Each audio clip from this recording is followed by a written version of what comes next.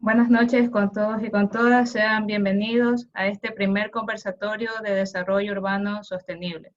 El programa Ciudades Intermedias Sostenibles, implementado por la Cooperación Técnica Alemana GIZ Ecuador, tiene como objetivo mejorar las condiciones habilitantes para implementar el desarrollo urbano sostenible de acuerdo con la nueva agenda urbana, los Objetivos de Desarrollo Sostenible y el Acuerdo de París. En este contexto, junto con la CNCI, se fortalece y se crean redes de desarrollo urbano sostenible. En el marco de esta consolidación de redes como soporte académico y el fortalecimiento de capacidades, la Red Dus Manabí, en alianza con la Red Dus Tungurahua, promueven este conversatorio de desarrollo urbano sostenible como espacio de diálogo e intercambios de experiencias entre diversas provincias. Les agradecemos desde ya por su participación y esperamos que sea una jornada fructífera para todos. No sin antes indicarles que va a existir una serie de jornadas de conversatorios en lo que queda del año. A continuación, voy a leer brevemente la hoja de vida y a compartir la hoja de vida de la compañera quien va a ser la moderadora de este evento. Jessica Chávez Pisco es economista y magíster en cambio climático con 18 años de experiencia en el sector público, empresarial, académico, así como capacitadora público-privada, liderando proyectos sostenibles de mitigación y adaptación al cambio climático e innovación. Actualmente es responsable de la Comisión de Relacionamiento Interinstitucional en el Comité del Red Dus Manabí y docente en la Universidad Estatal del Sur de Manabí.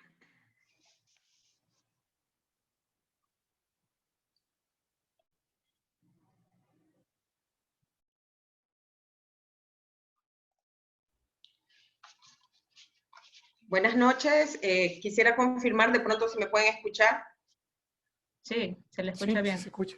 Sí, muy bien. Perfecto, muy buenas noches, bienvenidos a este primer conversatorio organizado por la Red de Desarrollo Urbano Sostenible Tungurahua, Red de Desarrollo Urbano Sostenible de Manabí.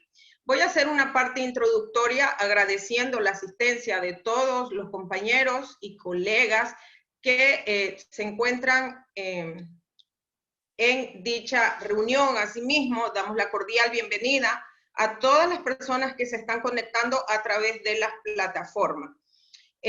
Vamos a hacer un tema introductorio.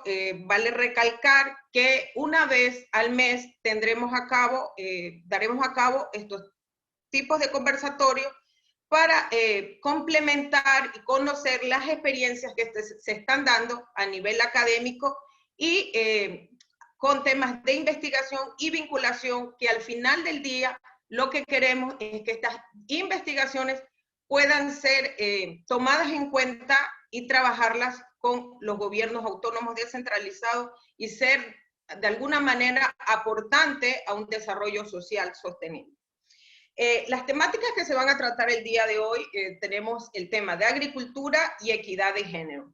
Quisiera partir con cuáles serían los retos y desafíos de los que estamos ahora enfrentándonos en el tema agrícola. Y es que con una población mundial creciente exponencialmente, para el año de 1950, una población aproximadamente de 2.600 millones, frente a 7.000 millones de personas al día de hoy, consumiendo recursos naturales limitados ante necesidades ilimitadas de los seres humanos. La manera como cubrimos estas necesidades mediante acciones, temas culturales y políticas, de alguna manera en el día de hoy están causando una afectación a estos mismos sistemas naturales. Ahora el mundo enfrenta desafíos derivados de un aumento de frecuencia en la intensidad de fenómenos meteorológicos. ¿Cómo entablar o cómo encasillar estos modelos y estos datos meteorológicos ante un sistema agrícola ya afectado por temas de alta temperatura? Al día de hoy estamos viviendo temas como reducción en los sistemas hídricos, mayor número de plagas. Tenemos ahora cambios en los patrones de migración de los polinizadores. ¿Cómo los territorios deben enfrentar todos estos impactos negativos derivados por estos eventos meteorológicos extremos o por estas altas temperaturas? De alguna manera, todos estos impactos negativos afectarán nuestra seguridad alimentaria. Las acciones estructurales y no estructurales que debamos solventar de manera compartida, de alguna manera creará el tan ansiado desarrollo sostenible de cada uno de los territorios. Esa unión creo que ha sido pertinente y creo que todos estamos de acuerdo de forma positiva la gran labor que ha llevado GIZ al crear estas redes de desarrollo urbano sostenibles en diferentes territorios del Ecuador. En la actualidad tenemos 6 redes donde al final del día queremos compartir nuestras investigaciones, nuestros temas de vinculación con otras organizaciones, crear alianzas y que podamos ser partícipes, como lo dije anteriormente, de ese desarrollo sostenible tan ansiado. En este primer conversatorio trataremos también el tema de equidad de género. Vale recalcar que en estudios de ONU Mujeres ha identificado que todavía estas brechas al día de hoy son muy amplias. Estos estudios de ONU Mujeres indican que esta problemática de la inequidad que existe hacia el desarrollo de la mujer comienza y es génesis desde el propio núcleo familiar. Entonces, realmente queda mucho por trabajar. Este primer conversatorio tendremos 2 grandes profesionales que hablarán al respecto. No sin antes quisiera compartir, y si puedo voy a leer unos datos que creo pertinentes. Según los datos de la ONU Women, en 2017 solo el 23.4% de los miembros del Parlamento nacionales eran mujeres. Los datos de UNESCO muestran como 16 millones de niñas nunca entrarán en el aula. Algo importante, voy a dar otros datos también. ¿Cuál es la situación que se presenta en el Ecuador referente a la mujer y los sistemas agrícolas? Según datos de la Agenda Nacional de las Mujeres e Igualdad de Género 2014-2017, en el Ecuador el 61% de las mujeres se dedican a la agricultura. Evidencia la importancia de su trabajo en la provisión continua de productos agrícolas durante este tiempo de emergencia sanitaria.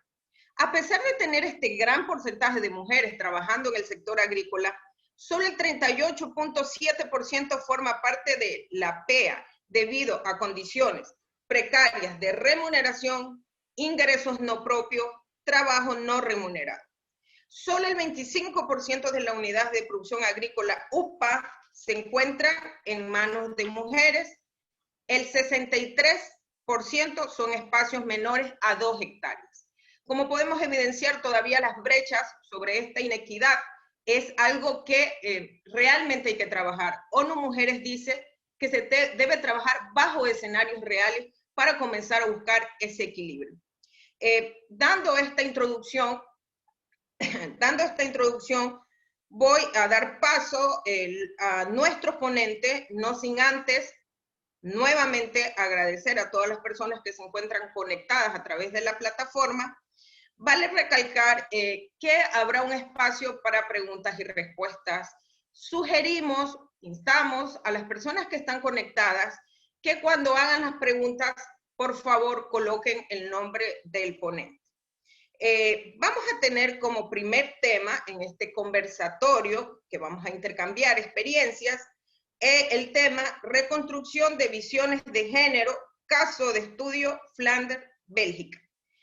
Esta primera ponencia va a ser ejecutada por Valeria Ocaña Hinojosa, representante de Tungurahua, investigadora y representante como sociedad civil. Voy a leer la hoja de vida de Valeria Ocaña Hinojosa. Ella es BA en Relaciones Internacionales, tiene un MA in Development and Gender Studies, University of Melbourne y un MC Rural Development University. Es investigadora, consultora y coordinadora de la Comisión de Investigación Aplicada de la Red DUS Tungurahua. Se concentra en la inclusión de enfoque transversal de género y de derechos humanos. En el proyecto de reactivación económica, desarrollo sostenible, erradicación de la violencia de género y seguridad alimentaria. En este momento damos paso a nuestra primera expositora. Muy buenas noches a todos. Permítanme, comparto mi pantalla para comenzar.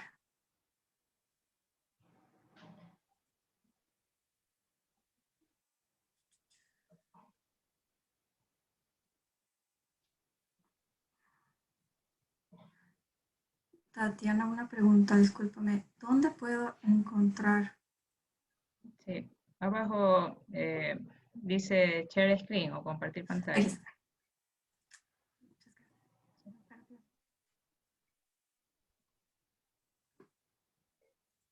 Aquí está. Bueno, para comenzar de lleno, les quiero hablar esta noche sobre la reconstrucción del concepto de género en la agricultura. Este es un estudio realizado en el este de Flandes o la zona flamenca de Bélgica. Entonces vamos a hablar del porqué de estudiar género, para qué estudiarlo. Nos vamos a enfocar en los resultados del estudio de Flandes y bueno, pasaremos a las conclusiones. Entonces, ¿por qué estudiar género? En primer lugar, yo quiero dejarles con este ejemplo. En una simple búsqueda de Google, encontramos que para buscar la palabra agricultura, nos demuestra de un total de 8 fotos, 5 son representaciones masculinas en la agricultura. Entonces, esta ya es una formación de idearios, de imaginarios en la mente de quiénes son, quiénes representan a qué campo de la profesionalización. Ahora, la discusión de género no está basada simplemente en que no aparecemos las mujeres en la agricultura en una búsqueda de Google, en las fotos, sino que la balanza no está equilibrada entre hombres y mujeres en cuanto a remuneración. Y las diferencias de remuneración son más evidenciadas y más radicales en las zonas rurales del mundo en general. Entonces, con mujeres con menor remuneración existe menor representatividad política y existe una mayor masculinización de la esfera pública. En cuanto a la esfera pública, existe esta pregunta de, entonces, ¿qué es lo que representa la esfera pública y qué es lo que representa la esfera privada? La esfera privada está mayormente relegada hacia las mujeres porque ellas se dedican al trabajo reproductivo y de cuidado que en general no es remunerado y que, bueno, incluso es invisibilizado. Todas estas variantes contribuyen para que la mujer sea localizada en un círculo vicioso casi imposible de escapar, de estado de vulnerabilidad y de dependencia. No es independiente económica y no puede tomar sus propias decisiones. Por otro lado, tenemos el escenario opuesto, que es las mujeres con mayor remuneración pueden tener a mayor acceso a recursos financieros, educativos y de salud. Además, mejorar la capacidad de toma de decisiones, no solamente porque cuentan con mayores recursos para tomar decisiones, sino porque también han sido incluidas en los procesos de toma de decisión. Además, obviamente, tendrían mayor independencia económica. Todos estos patrones representan la base para generar y comenzar a trabajar en el tan anhelado desarrollo sostenible, en el cumplimiento de los objetivos de desarrollo sostenible y en la seguridad alimentaria. Ahora, ¿para qué tenemos que hablar de género? En primer lugar, tenemos la revitalización de los sectores rurales. Al incluir en la discusión de desarrollo rural a la mujer, estamos hablando de la inclusión de más del 50% de la población dentro de las zonas rurales que forman parte de las mujeres. Además, con la inclusión de las mujeres se podría comenzar a detener el crecimiento de la mancha urbana porque se comenzaría a incrementar la eficiencia del uso de la tierra en las zonas rurales. Y con esto es como un efecto dominó que no es tan simple, obviamente, es bien estructurado y pensado y basado en evidencia. Sin embargo, se puede también generar seguridad alimentaria, que implica que existe alimentos de calidad accesibles, disponibles para todas las personas, no solamente para las personas que las producen. Además, hablamos también de la participación de la mujer directamente en la mitigación del cambio climático. Además de todo esto, con la inclusión de las mujeres y con el fomento de la agricultura promovida por las mujeres, se podría equilibrar la balanza de demanda y oferta. Incremento de demanda de alimentos existe últimamente debido al crecimiento poblacional que estamos evidenciando. Además, podrían generarse procesos inclusivos de participación y paritarios para la toma de decisiones y para la generación de iniciativas que puedan beneficiar a las mujeres. Todo esto, en consecuencia, podría llegar al alcance del desarrollo sostenible. Es decir, que hablar de género no es solamente para generar mayor beneficio económico, es un mayor beneficio cultural y también se habla de justicia, porque el desarrollo debe ser igualitario para hombres y para mujeres. Ahora, enfoquémonos en el caso de Flanders, de la zona flamenca, que es el mismo nombre, de Bélgica. Todo este estudio fue motivado por las preguntas investigativas de quiénes protagonizan la transformación de visiones de género, qué significa para las mujeres trabajar en la agricultura, cuál es su percepción acerca del poder tomar decisiones y cuáles son las diferencias generacionales entre ellas mismas y sus madres. Para poner un poquito todo en contexto, en Europa solamente existe el 31% de mujeres envueltas en la agricultura. De este 35%, casi el 28% son mujeres administradoras de granja. Y el 38% de este 35% inicial envueltas en agricultura tienen la percepción de que pueden tomar decisiones dentro del sistema agrícola. Además, en las zonas rurales en general, existe la migración feminizada hacia las ciudades, porque dentro de las zonas rurales no encuentran suficientes fuentes de ingresos o suficientes fuentes de desarrollo. Así que migran a las ciudades en búsqueda especialmente de trabajos relacionados a la oferta de servicios. Esto genera problemas para las sociedades que se quedan en las zonas rurales, porque comienza a haber un distanciamiento generacional. Solamente personas de avanzada edad se quedan dentro de las zonas rurales. Y además existe un fenómeno en general en el que se evidencia que las mujeres se dedican a la agricultura de subsistencia, es decir, de menor escala y basadas también en el autoconsumo. Ahora, para comenzar a hablar de Flanders en específico, tenemos 3 momentos en la historia para ver cómo se ha desarrollado. Flanders es una región, una de las 3 regiones de Bélgica, localizada específicamente en la parte rosadita, al noreste del territorio. Al inicio, en la premodernidad, se identifica que la agricultura tuvo una orientación familiar, es decir, de menor escala. Pero con la llegada de la industrialización se produjo los fenómenos de mecanización, se incrementó la productividad y comenzaron también a generarse las primeras nociones de agricultura orgánica. Sin embargo, en la era postmodernista, la agricultura comenzó a intensificarse debido a la mecanización adoptada en la modernidad. Además, la orientación comenzó a cambiar. Ahora es una orientación más comercial y también durante este tiempo se comenzaron a incorporar políticas públicas que tenían que ver con el desarrollo rural. Sin embargo, igual fue dentro de este tiempo que también se comenzaron a elevar las discusiones de la incorporación del enfoque de género para la generación de política pública, porque se seguían evidenciando estas disparidades de participación y de toma de decisiones de hombres y mujeres.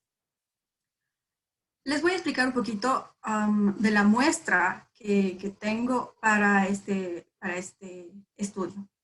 Está compuesta de 15 mujeres. Y ustedes tal vez me preguntarán, ¿por qué solo 15?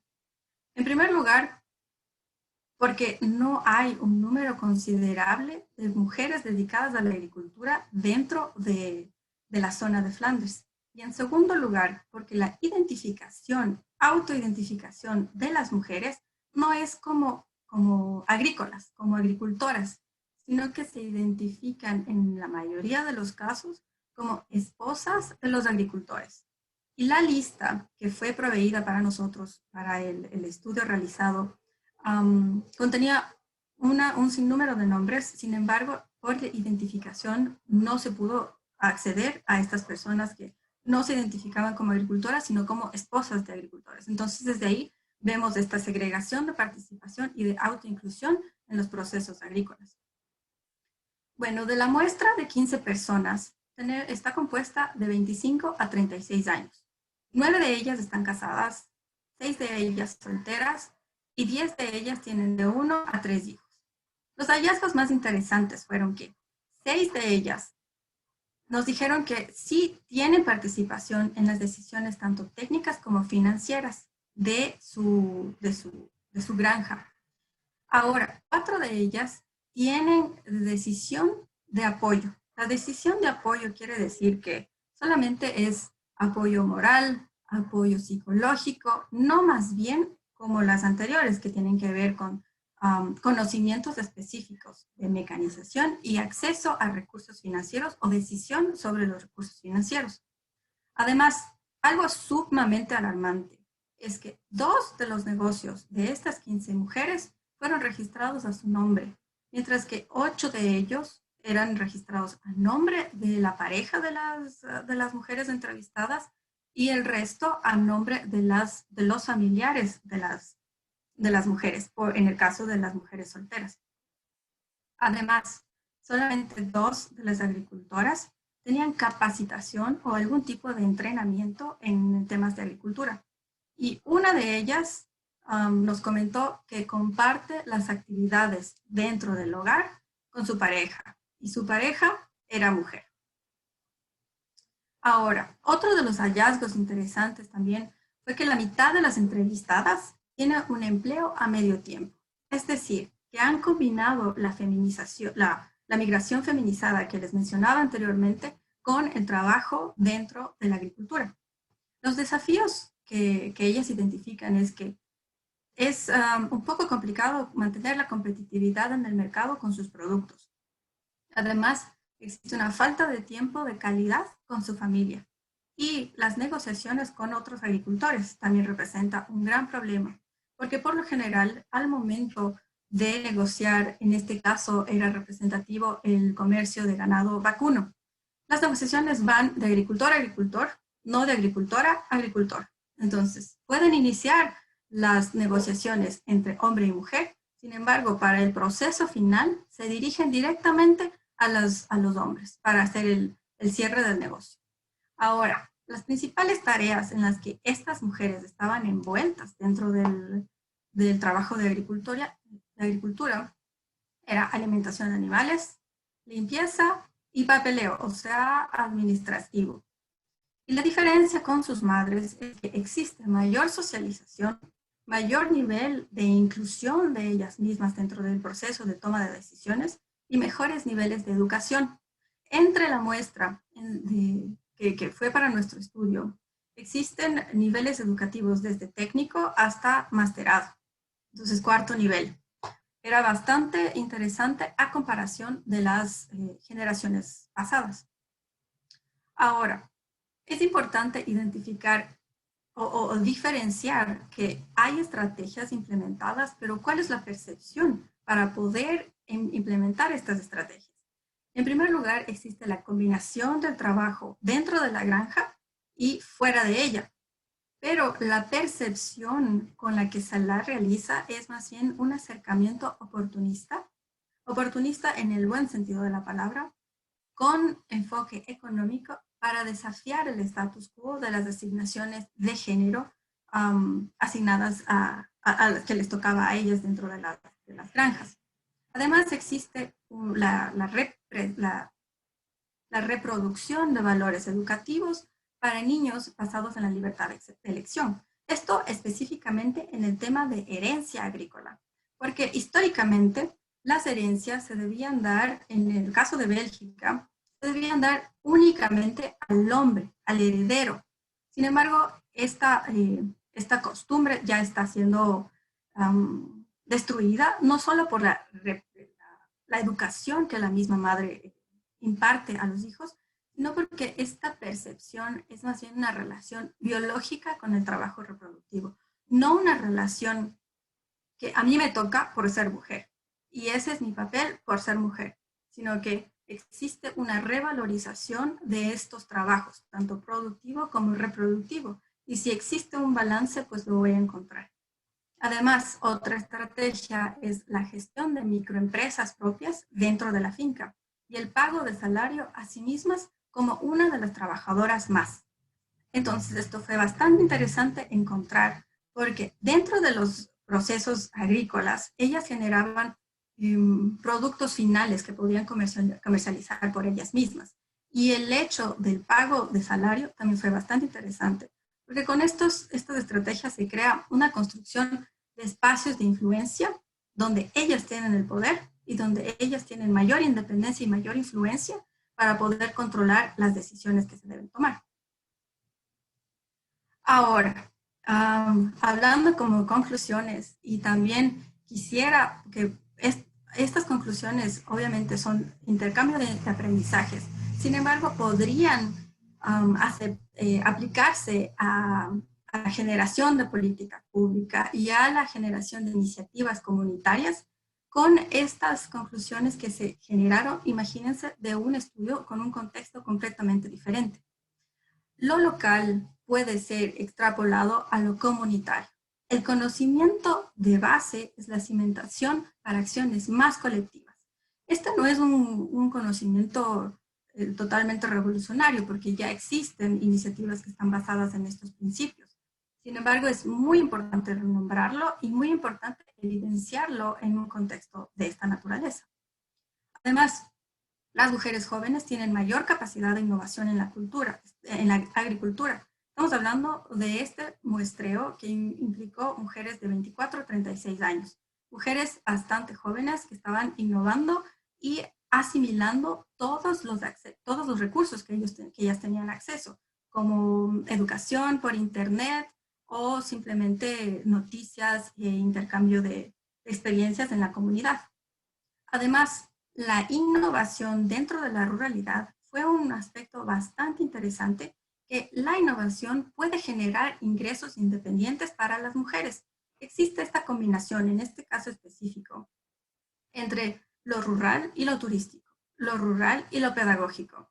Había hablado más o menos de la política de cuidado verde que se introdujo en la era postmodernista en Europa. Esta política se trató de abrir las puertas de las granjas para personas con capacidades especiales que puedan llegar y que puedan ser atendidas y un tipo de centro de rehabilitación. Entonces ya generaba un poco más de ingresos para las mujeres. Otro hallazgo importante y que refuerza muchas de las iniciativas ya comenzadas es que la agencia personal beneficia a todo un colectivo. La agencia personal quiere decir el poder de decisión propio que yo tengo para comenzar una serie de acciones que van a ser para el beneficio no solo mío, sino también de las personas que pueden replicar mis acciones y que pueden ver el ejemplo y los resultados de las mismas. Y bueno, aquí vemos la evidencia de la importancia del enfoque de políticas de empoderamiento para las mujeres, justamente para fomentar estas capacidades internas de actitud, de liderazgo dentro del contexto de ruralidad.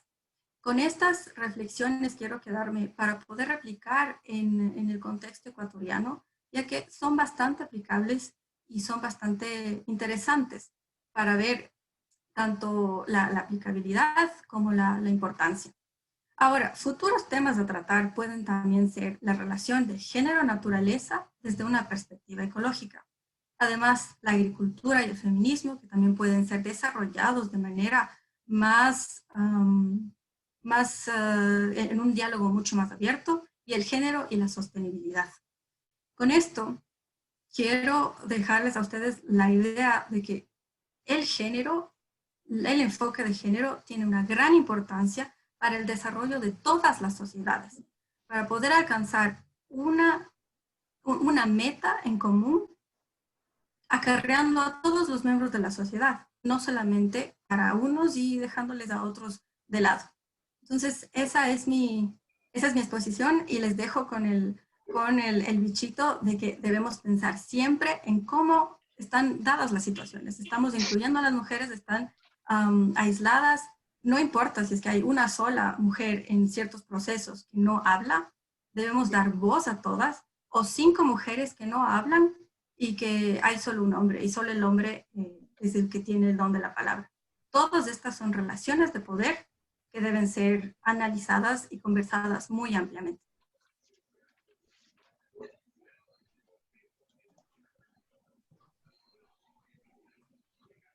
Muchas gracias. Le damos las gracias a Valeria.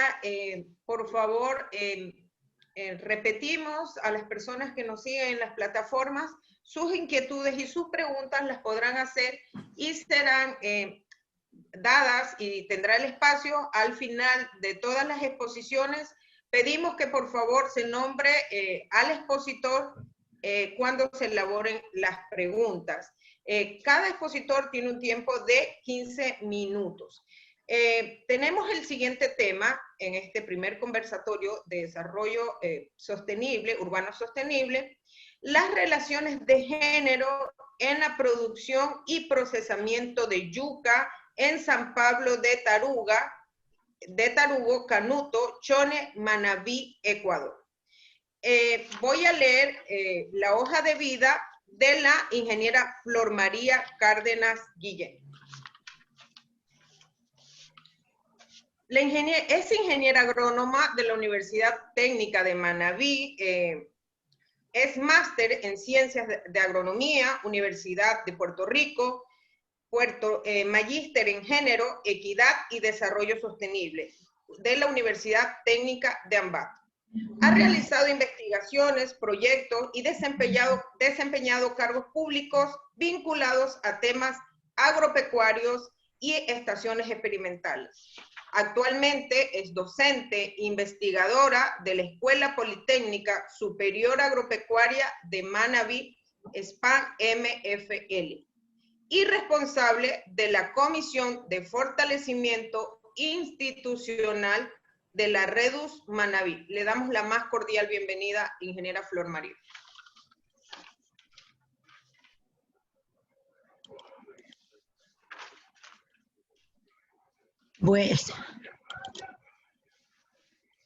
Buenas noches, es un placer compartir con ustedes, con las dos redes, la red de Manabí, con la red de Tungurahua, para compartir las modestas experiencias desarrolladas a través de un proyecto institucional, Relaciones de Género en la Producción y Procesamiento de Yuca en San Pablo de Tarugo. Es un trabajo que lo hacemos docentes, estudiantes del programa de semillero investigadores, estudiantes de grado y estudiantes de posgrado.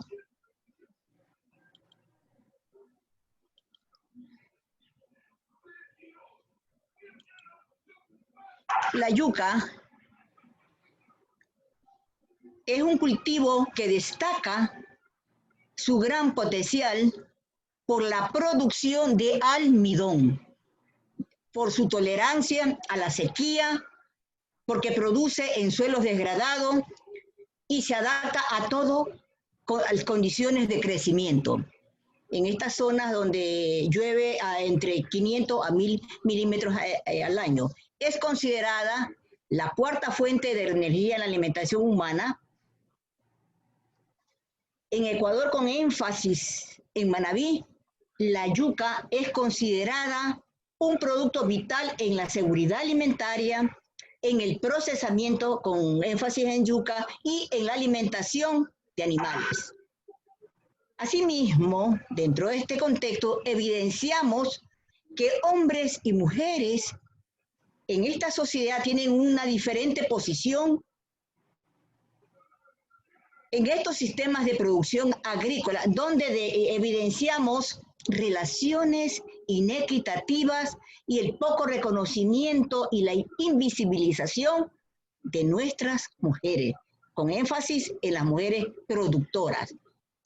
En el ámbito de nuestra provincia, en esta comunidad, que tiene una característica especial de que sus sistemas de vida son la yuca. Ellos viven de la yuca.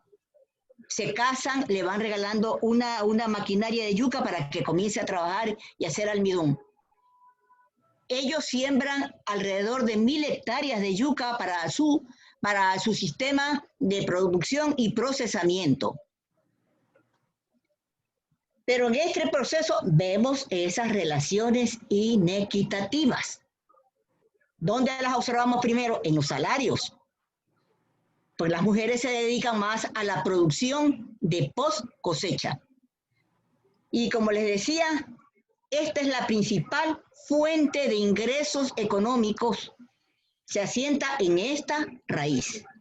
Con estos antecedentes, nos planteamos la investigación, que era analizar cómo se dan las relaciones de género en todo este proceso de producción y procesamiento.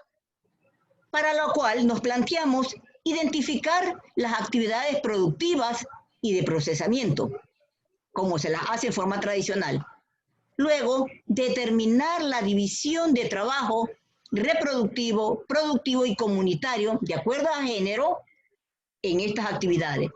Finalmente, con todo esto, proponer indicadores de género para una producción sostenible. Partimos de una revisión bibliográfica referente al cultivo, donde el INEAT, desde 1985, ha generado una tecnología con énfasis en la obtención de variedades. En se generaron 2 variedades específicas para estas comunidades, la Inia Portoviejo 650 y la Inia Portoviejo 651. ¿Por qué se generaron las variedades? Porque la tasa de conversión de ellos era muy alta.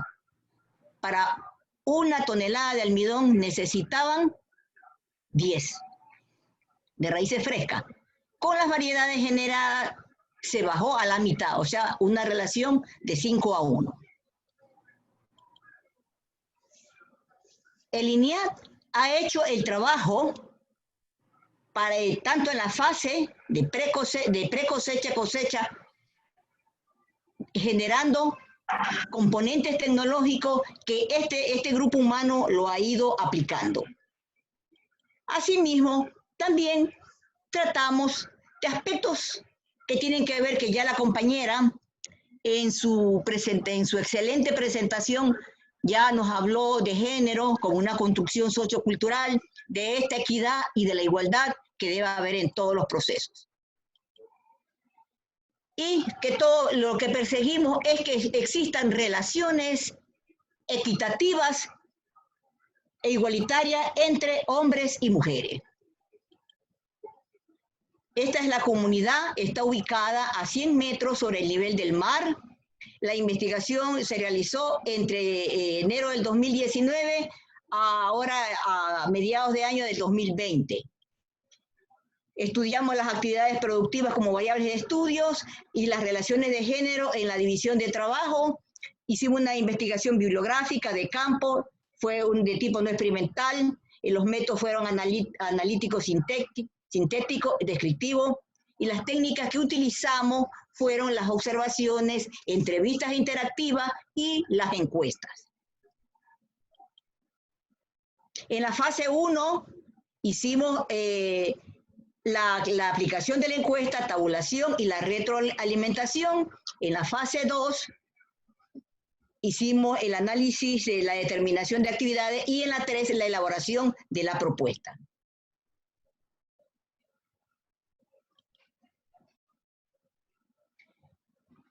Los resultados nos permitieron encontrar todas estas actividades tradicionales que realizan en el campo, comenzando con la preparación del suelo hasta cuando las personas cosechan. En la fase de la cosecha la hacen en forma escalonada desde los 9 meses y la hacen utilizando soga y palanca. Dejan las estacas, las ramas las dejan en el suelo, seleccionan raíces comerciales, guardan las raíces en sacos de 80 a 100 libras, venden estas raíces antes de las 48 horas y con un precio de 5 a 6 dólares por quintal. Las otras variedades locales se las castiga con 1 o 2 dólares menos. En las actividades de post cosecha, comienza con todo arranca desde la descargada de los sacos hasta el almacenamiento en bodegas. Ellos conservan sus productos por 6 meses como almidón seco. De este primer objetivo tuvimos como resultado que hacen su producción, procesamiento utilizando las técnicas que el INIAT generó a partir de 1992 hasta el 2014. Ahora nos vamos a la determinación de esas relaciones de género. Comenzamos haciendo el análisis de la participación de hombres y mujeres y donde destaca que los hombres tienen un 63% de participación y las mujeres un 37%. Donde ellas aportan más es en la cosecha y selección.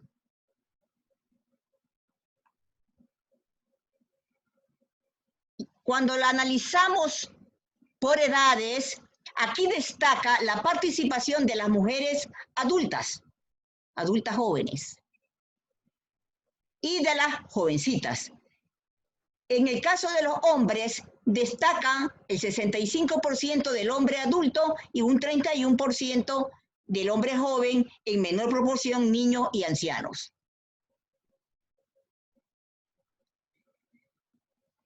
Como reflexión del análisis de estas actividades nos queda que cuando miramos estas actividades productivas, analizadas por género, presentan un comportamiento tradicional marcado por una tendencia a la reproducción de relaciones sociales tradicionales con una cultura de predominio androgénico, y esto concuerda con investigaciones hechas por varios autores.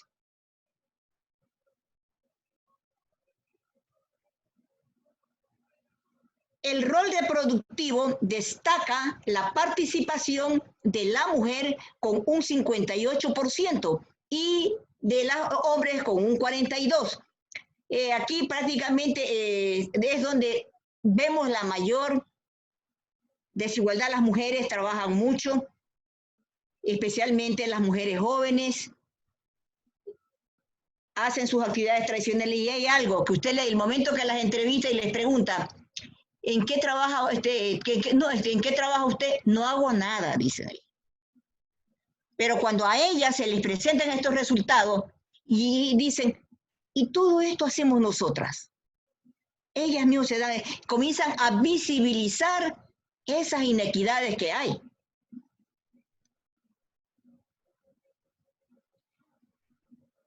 Aquí vemos que por edades, un 68% de las actividades las realizan las mujeres adultas.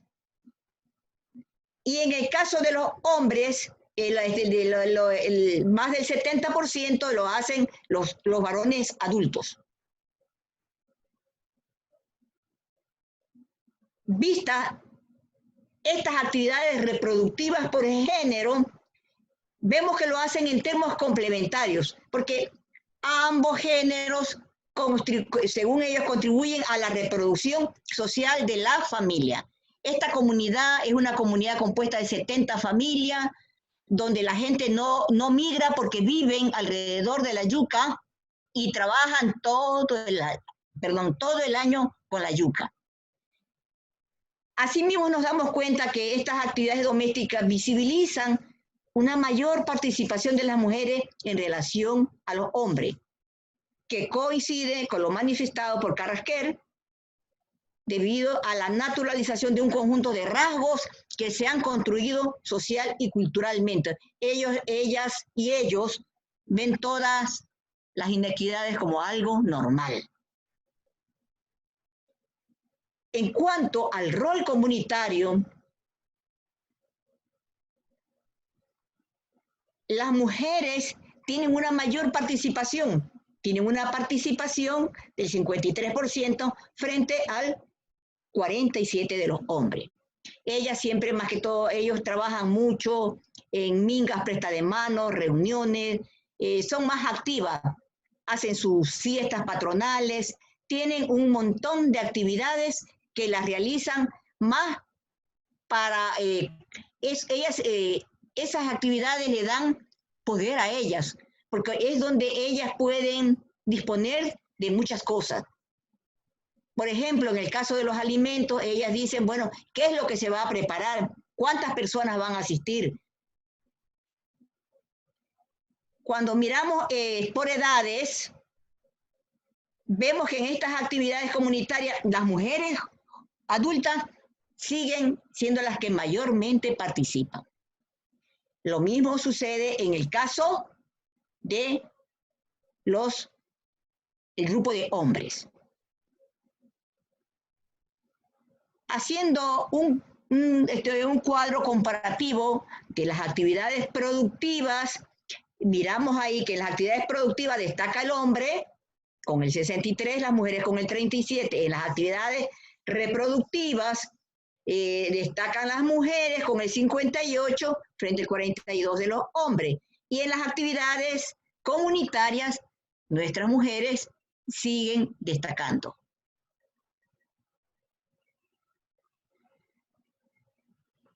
Estas actividades, como le decían, son las que a las mujeres le dan empoderamiento, se fortalecen, y esto está acorde con lo que dicen estos autores, con las propuestas de empoderamiento hacia las mujeres. Ingeniera Flor, disculpe que le interrumpa, faltan 2 minutos. Sí, ya estoy terminando, sí. Con esta base construimos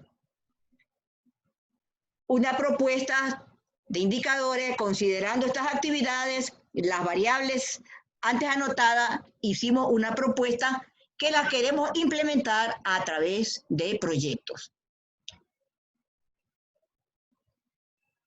Entonces, como se dan cuenta, esta propuesta queremos aplicarla en los proyectos para mejorar la condición de nuestra mujer campesina, de nuestra mujer productora.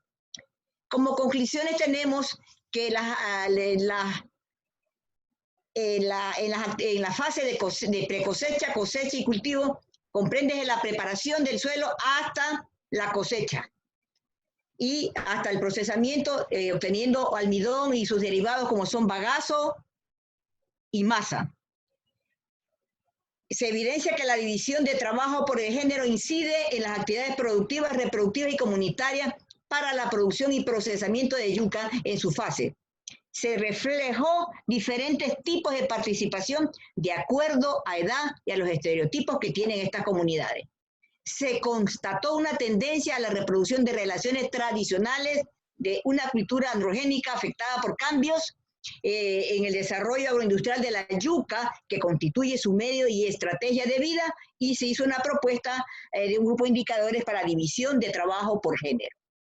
Gracias por su atención. Estas son las evidencias de cómo nuestras mujeres trabajan en las comunidades. Cualquier inquietud, estamos a las órdenes.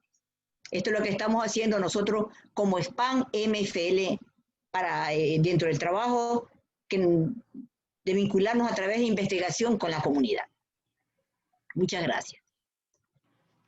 Gracias, ingeniera Flor María. Ya tenemos algunas preguntas que lógicamente tendrán su respuesta al final de todas las ponencias. A continuación, vamos a presentar el siguiente tema: diseño de una red regional de alerta para 7 países de Centroamérica en el problema de la roya del café. Para esta intervención tendremos a Michelle Ceballos. A continuación leeré su hoja de vida. Michelle Ceballos es representante de la red Tungurahua. Es licenciada en Economía y Gestión de la Universidad Grenoble Alpes en Francia. Economista en la Pontificia Universidad Católica del Ecuador. Posee maestría en Economía, Desarrollo y Cambio Climático en el Centro Agronómico Tropical de Investigación Enseñanza CATIA. Es en Costa Rica. Es investigadora independiente y actualmente trabaja en el Ministerio de Economía y Finanzas. Le damos la más cordial bienvenida a Michelle Ceballos.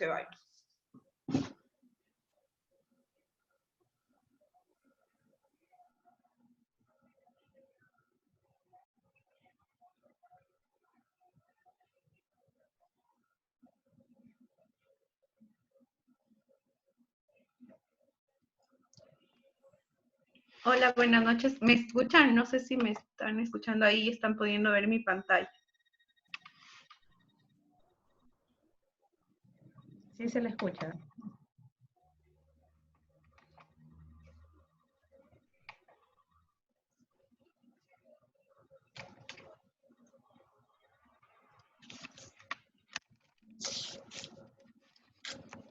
Ya, listo. Buenas noches. Como ya me habían presentado, soy Michelle Ceballos. Yo trabajé a nivel de 7 países de Centroamérica, creando las bases para una red regional de sistemas de alerta temprana para la roya del café, con apoyo de varias instituciones a nivel de Centroamérica, como es el programa Café, el CAT, a nivel de investigación, el CATIE, a nivel de cooperación internacional, tuve el apoyo de CIRAD, que es de la cooperación francesa, y el ICA, que es el Centro para la Agricultura de Centroamérica y otros países. Bueno, el tema importante que trabajamos fue el tema de la roya de café. Bueno, la roya del café es un hongo y es conocida como una de las enfermedades de las plantas más catastróficas de toda la historia. Es el principal problema fitosanitario que afecta al tema de la caficultura. Entonces, aquí lo que podemos ver básicamente es que la roya del café se presenta primero en Colombia en los años 2008 y 2011. Seguidamente de esto, la roya afecta a los países de Mesoamérica y el Caribe en el 2011 y en el 2015. Y en el 2013 se presenta tanto en Ecuador como en Perú, lo que nos lleva a el primer antecedente. Primero, que la roya es considerado un problema de tipo regional. Que los problemas fitosanitarios que se pueden presentar en las plantaciones no tienen fronteras, como lo vimos anteriormente, y adicional que los riesgos en países vecinos pueden ser avisos para los demás países. Ya. ¿Cuáles fueron los impactos que causó la roya del café en Centroamérica en el periodo 2012, 2013 y 2014? Entonces, podemos ver, por ejemplo, aquí en Costa Rica lo que significó el impacto de este problema fitosanitario a nivel de producción de toneladas de café y económicamente. Entonces, por ejemplo, vemos que Costa Rica perdió casi 378,000 toneladas, lo que económicamente se tradujo a una pérdida de casi 46 millones en pérdidas, considerando que la actividad principal de Centroamérica y el principal producto de exportación fue el café, lo cual nos lleva a plantear el primer comportamiento, es decir, que en Centroamérica no existía una herramienta para detectar y prevenir estos problemas fitosanitarios como la roya. Entonces, aparte de eso, nos podemos dar cuenta que el problema del café también es un problema que implica una crisis social que tiene impactos en la seguridad alimentaria. ¿Por qué decimos esto? Porque en Centroamérica alrededor de 240,000 y emplea a 1.5 millones de personas. En base a esta problemática se crea el proyecto y el programa Procajica, del cual tuve la oportunidad de ser parte, que es el proyecto Procajica, es una iniciativa regional que pretende mejorar la situación socioeconómica que enfrentaba el sector cafetalero a partir del problema de la roya del café, basado principalmente en 3 ejes. El primero, una investigación aplicada en el manejo de la roya, el manejo integrado de fincas de café, y el tema que yo voy a tratar, que es los sistemas de alerta temprana que existían en los 7 países de Centroamérica. Entonces, ¿cuál es el problema que tenían estos sistemas de alerta temprana en Centroamérica y en República Dominicana? Es que las alertas y las recomendaciones eran muy generales. Los sistemas actuales estaban basados fuertemente en temas de vigilancia. Existía una limitada respuesta ante riesgos fitosanitarios y recomendaciones de manejo, y no consideraban riesgos epidemiológicos evaluados en países vecinos. O sea, únicamente se basaban en lo que pasaba en su país y no miraban lo que estaba pasando en los demás países de Centroamérica, considerando que Centroamérica, los territorios están muy cerca. Entonces, ¿qué es lo que buscamos? Es implementar un sistema de alerta temprana especializado para café. ¿Cuál era nuestro primer objetivo? Es poder brindar un mayor poder predictivo de epidemias y también considerar la parte de impactos socioeconómicos. Como segundo, es que pueda promover alertas y recomendaciones más personalizadas, porque los sistemas de alerta temprana únicamente emitían alertas muy generales y que no todo el mundo podía tener acceso a estos. También es importante, el tema es que buscábamos que genere una prevención de crisis de orden social, por lo que les comenté que también es un problema de crisis de seguridad alimentaria y todas las familias que dependen de esto. Y aparte de eso, que se pueda considerar los riesgos epidemiológicos evaluados en los países vecinos. Entonces, a partir de eso, nosotros, con el apoyo de Prome Café y CIRAD, se creó la idea de crear una red regional de sistemas de alerta temprana para los países, los 7 países de Centroamérica, que está Guatemala, El Salvador, Honduras, Nicaragua, Costa Rica, Panamá y República Dominicana. Entonces, ¿qué buscamos? Es que reforzar todos los cafés nacionales y vincularlos entre ellos para poder mejorar la capacidad predictiva y poder cuantificar estos impactos socioeconómicos que causaron. Entonces, bueno, este fue un trabajo que realizamos durante 2 años, en las que buscábamos generar este diseño de alerta temprana para café. Entonces, el primer punto fue realizar, no sé si como ustedes pueden ver aquí en la gráfica, realizamos talleres nacionales en los 7 países. Entonces, como primer punto, hicimos un autodiagnóstico de cómo se encontraban estos ads nacionales, cuáles eran las falencias que tenían. Hicimos un mapeo de todas las redes institucionales a nivel regional y nacional. Vimos cómo estaban todos los boletines SAT Café que estaban emitiendo los países, y empezamos a plantear estrategias para poder generar acuerdos institucionales, principalmente entre todos los institutos de café de los 7 países. Y adicional, trabajamos de la mano en el desarrollo de aplicaciones móviles para que las alertas lleguen de manera más personalizada y a la gente que realmente necesitábamos que lleguen estas alertas. Entonces, tuvimos entrevista con todos los responsables de los SAT Cafés de todos los países y se planteó ciertos modelos econométricos para poder mejorar el pronóstico del arroyo. ¿Cuál fue la finalidad? La finalidad es poder generar un diseño y una propuesta de una guía de operación de cómo tenía que formar esta red, o sea, sentar las bases para poder que esto siga sin la necesidad de la cooperación, sino que ya sea únicamente el tema de los 7 países. Entonces, en el cual pueden encontrar cuáles serán las principales herramientas de acciones que tienen que hacer para mejorar este SAT Café. Entonces, ¿cuál fue nuestra idea? Nuestra idea fue darle un sistema, generar un sistema de alerta temprana que sea multirriesgo, basado en un listado de verificación. el cual, si ustedes ven todos los sistemas de alerta temprana exitosos, van a tener estos 4 componentes. Primero, el tema de conocimiento de riesgos, que todos los servicios de monitoreo y alerta temprana, o sea, tengan una base sólida, científica y tecnológica.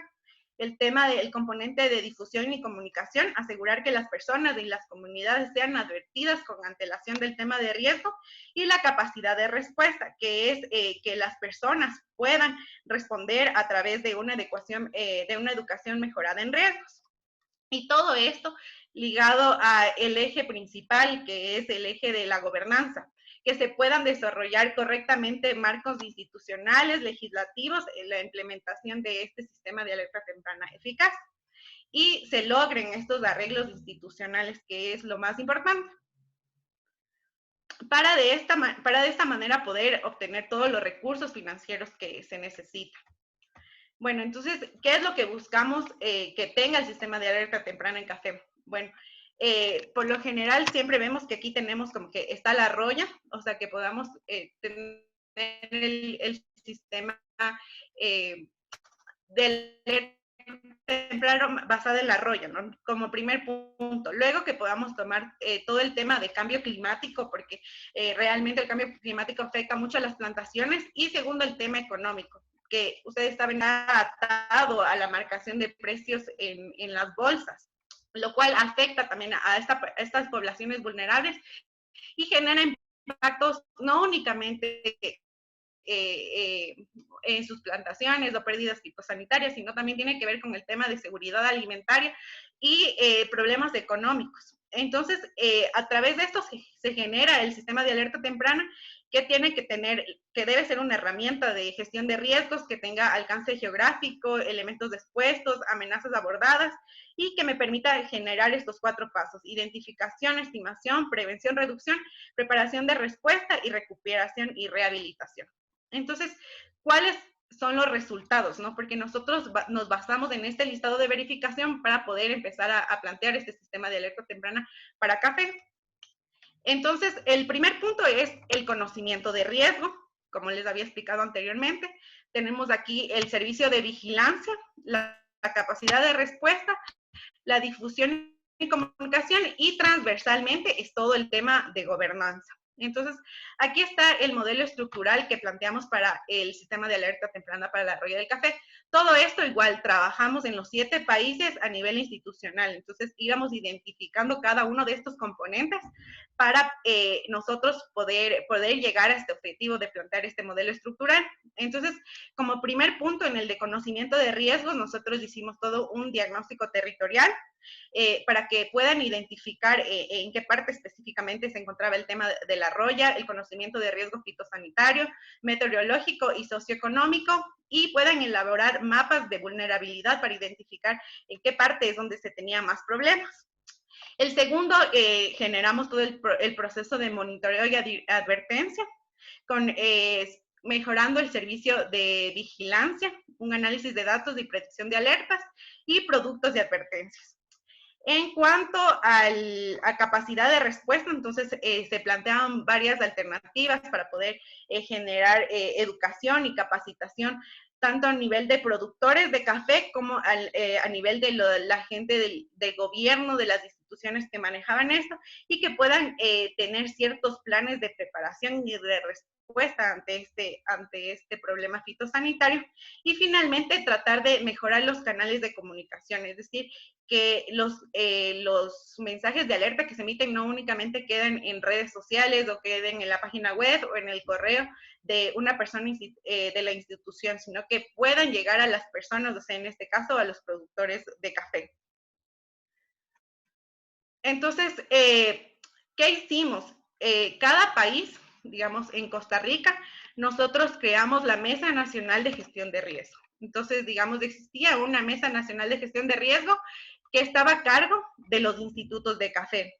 Por ejemplo, en Costa Rica estaba el ICAFE. Entonces, la misión de este organismo era coordinar y articular las acciones a nivel nacional para poder evaluar, prevenir y mitigar el riesgo en la actividad cafetalera. Entonces, ¿cuáles eran las funciones que esto podría tener? Entonces, podía formular y gestionar el Plan Nacional de Riesgos, analizar y recomendar estados de alerta, elaborar protocolos de respuesta, articulaciones de manera integral, y, por ejemplo, procurar sostenibilidad en el sistema. O sea, que esto no solo se quede en el momento que va a estar en estamos desarrollando esto con el apoyo de la cooperación, sino que quede a un futuro. Entonces, ellos iban a trabajar a nivel nacional con ministerios, con gobiernos locales, con institutos de café, exportadores de café, gente de la academia e instituciones financieras. Entonces, este modelo de mesa nacional lo replicamos en los 7 países de Centroamérica, con la finalidad de tener lo que vemos aquí, que es el modelo estructural de la red de sistemas de alerta temprana para la roya del café. Entonces, si vemos aquí, están todas las mesas de todos los 7 países, obviamente liderados bajo Prome Café, que es el programa regional para el mejoramiento de café. Entonces, ¿cuál era nuestro objetivo? Que las 7 mesas nacionales se sienten y que puedan, ejemplo, no sé, en Costa Rica o en Nicaragua detectaban algún problema de la roya e inmediatamente se emitía un boletín, una alerta a través de un correo electrónico, de un WhatsApp a la persona en Guatemala, en Nicaragua, y así se compartía información y podían decir como que yo estoy aplicando esto en mi territorio. Entonces existía esa conversación. La integración de todos los boletines de alerta nacionales. El problema es que cada país generaba su boletín con ciertos estándares que estaban siendo un trabajo individual, cuando un trabajo colectivo podría generar una mejor alerta. Y aparte de eso, poder tener una mejor gestión del riesgo de la actividad cafetalera, dado a que el café es el medio de vida de Centroamérica y garantizaba la seguridad alimentaria para todas estas personas. Un minuto, entonces, Michelle. Ok, perfecto. Entonces, sí, entonces, bueno, aquí básicamente les voy a presentar todos los productos que nosotros pudimos generar en los 4 ejes. Entonces, en cuanto al conocimiento de riesgo, nosotros generamos un manual con todo el mapeo de estas redes institucionales. Entonces, por ejemplo, aquí pueden ver que en conocimiento de riesgo, diagnosticamos cómo se encontraba el sistema de alerta temprana. Entonces, en Costa Rica vemos que el ICAFE podía relacionarse con OIRSA, que es una institución a nivel igual de ese país, con el MAC, tenemos eso y todos los diagnósticos que hicimos. Hicimos un checklist evaluando cómo se encontraban todos los sistemas de alerta temprana en base a los 4 objetivos. Y en cuanto al segundo componente, que es del servicio de vigilancia y monitoreo, se hizo una guía de vigilancia, la cual reducía el 60% de los costos del sistema de monitoreo actual que estaba teniendo cada país.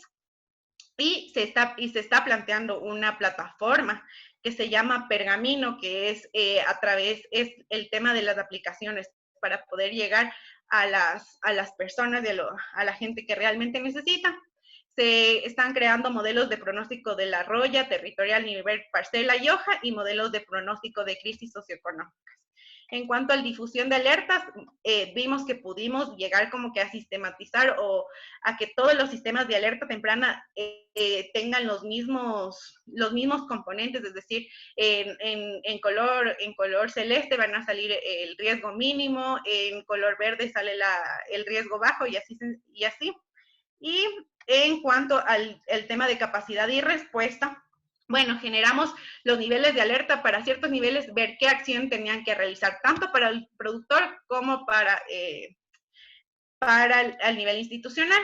Entonces, bueno, al final de esto tenemos que, bueno, como limitantes, la implementación del SAT Café a nivel de Centroamérica, bueno, es un primer paso para dar otra perspectiva a los enfoques, pero únicamente estamos tratando el tema de vulnerabilidad, respuesta, no estamos incluyendo temas de resiliencia y adaptación. Y aparte de eso, el limitante que tenemos, que es, bueno, la conformación de este tipo de redes a nivel regional requiere de mucho esfuerzo, mucho tiempo, dinero y acuerdos, porque estamos tratando con 7 países, con 7 instituciones. Entonces, creo que esto es el primer paso que se creó para poder ya sentar las bases y esperar una mejora paulatina. Bueno, entonces, como conclusiones, bueno, vemos que el SAT de café es una herramienta de gestión multirriesgo formado por 5 componentes, los cuales deben ser evaluados, actualizados. El listado de verificación es una lista sencilla que permite ver los principales componentes que los gobiernos y los institutos de café deben cumplir para poder generar este sistema de alerta temprano muy efectivo, que y generando protocolos de acción necesarios para trabajar el trabajo eficiente de los SAT y sus componentes. Vemos que la cooperación regional para hacer frente a este riesgo, esta gestión de riesgos, debe ser siempre fortalecida constantemente con compromisos globales para que promuevan una mejor gobernanza internacional. Y el financiamiento necesario para gestionar la operación a nivel regional puede provenir de aportaciones anuales por parte de los países miembros de la gestión de riesgos. Muchas gracias.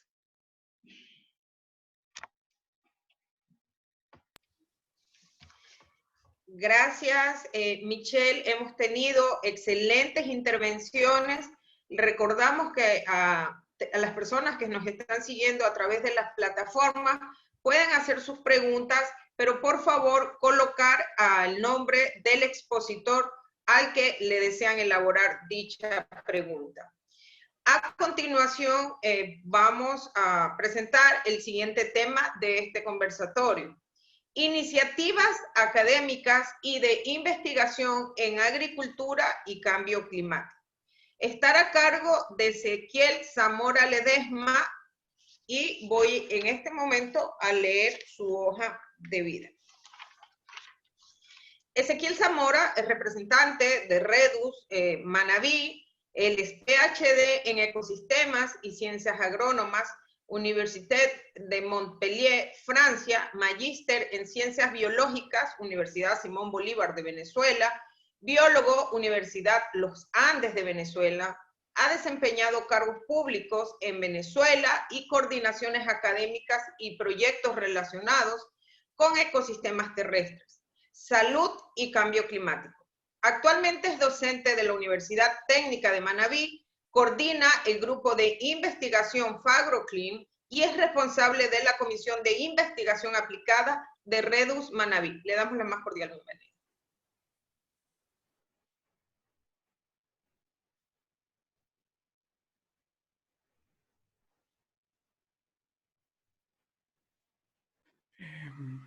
Gracias, Jessica, y gracias a todos los que han resistido este maratón de conferencias y de interesantes reflexiones. Asumo que me están escuchando. ¿Sí? Lo escuchamos, Ezequiel, sí, lo escuchamos. ¿Y ven mi pantalla igual ya? Sí, sí se visualiza. Ya, listo. Perfecto, entonces gracias. Antes que nada, bueno, contento de estar en este primer evento que estamos lanzando desde ambas redes, tanto la red de desarrollo urbano de Tungurahua y la nuestra en Manabí. Y como ya lo han comentado algunas de las personas que me precedieron, va a ser este el inicio de una serie de seminarios y webinars que estaremos organizando en conjunto con otras organizaciones y tal vez algunas nosotros de manera independiente. Para entrar en materia, bueno, mi presentación es un poco distinta en el estilo a algunos de los que se me adelantaron acá en la jornada. La quise hacer un poco más reflexiva, argumentativa que descriptiva o analítica a nivel de resultados, lo cual es contradictorio por mi formación y por los roles que tengo en la universidad. Sin embargo, ahí voy a hacer mi mejor esfuerzo para que no se aburran. Entonces, quiero compartir con ustedes algunas iniciativas, actividades y emprendimientos que estamos nosotros impulsando en primera instancia desde la universidad y más recientemente desde la red de desarrollo urbano sostenible de Manabí. Quisiera hoy conversar en el poco tiempo que tengo sobre un primer tema, una reflexión sobre agricultura y cambio climático. Lo segundo es tocar también un tema bien documentado y estudiado, que tiene que ver con la corresponsabilidad ciudadana de la sociedad civil y el rol protagónico que debe tener la academia en cuanto a la vinculación y la pertinencia de sus avances, tanto formativos como investigativos. El tercer punto que quisiera comentarles es algo bien puntual, algunas experiencias y logros en aspectos formativos y de investigación que hemos alcanzado en un poco tiempo, algo menos de 2 años, hemos logrado algunos resultados bien interesantes. Y finalmente dos puntos también, o dos tópicos, 2 temas. Uno tiene que ver con la necesidad de esa articulación que ya también fue de manera tal vez un poco indirecta o tangencial, fue abordada por alguna de las compañeras que antecedió. Y finalmente una pequeña reflexión sobre los retos y acciones futuras que deberíamos nosotros ir pensando en este afán de contribuir con el balance de lo que se conoce como sostenibilidad y con lo que se conoce como armonía, responsabilidad ambiental desde distintas ópticas. Entonces, para argumentar un poquito sobre cómo es el enfoque, o de dónde nace la iniciativa en nuestra universidad, en este caso en la Universidad Técnica de Manabí, en este benchmark entre agricultura y cambio climático. Y bueno, la principal justificación o excusa, hay algunos que la ven de una manera, otros de otra, es que bueno, Manabí, igual que varias otras provincias del Ecuador, ha sido categorizado, clasificado sistemáticamente en el tiempo como potencias con amplias capacidades agrícolas, pecuarias, en acuicultura también, en general en ciencia agropecuaria, ¿no? Entonces, esto genera ya una primera señal de alerta, en nuestro caso bien específico a nivel provincial, pero que como les digo es un denominador común en muchas otras provincias y regiones del Ecuador. Entonces, esta gran capacidad que tenemos en el Ecuador y en la provincia de Manabí es paradójicamente contraria a la ausencia de información, de datos experimentales, de publicaciones, de investigaciones, de proyectos, incluso de grupos de investigación que estén interesados en abordar y en estudiar justamente las implicaciones ambientales, las implicaciones socioambientales, socioculturales, desde la agricultura hacia el entorno, entendiendo que en el entorno aparecemos nosotros como especie humana, con el reino animal, con vegetación, con el propio parámetros y factores abióticos, climáticos. Entonces es bien contradictorio, o más bien, digamos, tenemos una gran oportunidad en el Ecuador y en Manabí de acompañar esa gran potencialidad de productividad agropecuaria, de este sector agrícola, el sector de la agricultura, con ir de manera progresiva abordando y desarrollando metodologías que permitan generar resultados, métricas, indicadores en el caso específico nuestro, nos interesa la parte de la generación de moléculas químicas contaminantes, muchas de ellas conocidas como gases de efecto invernadero, los cuales, según estudios como el que les estoy presentando ahora y otros tanto más actualizados, indican que alrededor de un 50% o de un 60%, dependiendo de la región y del clima, pues más o menos ese rango, ese porcentaje, es el que se le acuña a los procesos del sector de la agricultura en relación a los aportes que dan de distintos gases de efecto invernadero, como estos que pueden ver acá abajo, N2O, CH4, metano, asimismo dióxido de carbono, óxido nitroso. Y bueno, le quería mostrar esas barras que ven allí, donde hay una métrica de 2016 de la FAO por regiones, y vemos que en América Latina hay algunos estudios que evidencian esto que les estoy diciendo, que ya en algunas regiones de América Latina y el Caribe también, ya hay bastante información y cada día cobra mayor fuerza e interés este tema, de modo que no es una sorpresa esto que les estoy comentando, decir que el Ecuador tiene una gran oportunidad de sumarse a estas iniciativas regionales. Prueba de ello es otro resultado que conseguimos hace unos años atrás, en el 2017, alguna publicación ya puntualmente en el Ecuador que tiene por título Desafíos para la investigación sobre cambio climático en el Ecuador. Tomé algunos extractos de esa publicación y hago hincapié en la cajita roja que pueden ver para el caso de Manabí, donde en ese momento, según el diagnóstico que se levantó, el inventario que se hizo, aparecían únicamente la SPAN y la Universidad Técnica de Manabí como instituciones de esta provincia, instituciones de educación superior, perdonen, que se vinculaban con algún estudio, alguna investigación o un grupo de investigación en alguno de los tantos ópticas y estudios que se realizan sobre el cambio climático. Aquí hago un paréntesis diciendo que el cambio climático llegó a ser hasta una moda, todavía creo que en algunas partes lo es, pero el cambio climático toca y es transversal a cualquier sector, a cualquier persona, a cualquier actividad productiva, a cualquier tipo de relacionamiento societal, porque es consecuencia de muchísimos factores, entre ellos ambientales, sociales, culturales y humanos, ¿no? Entonces, es interesante que de ese estudio surge la pregunta, ¿qué pasa con la agricultura y el cambio climático? Yo tengo una respuesta, según lo poco que pude observar, es que hay muy poco.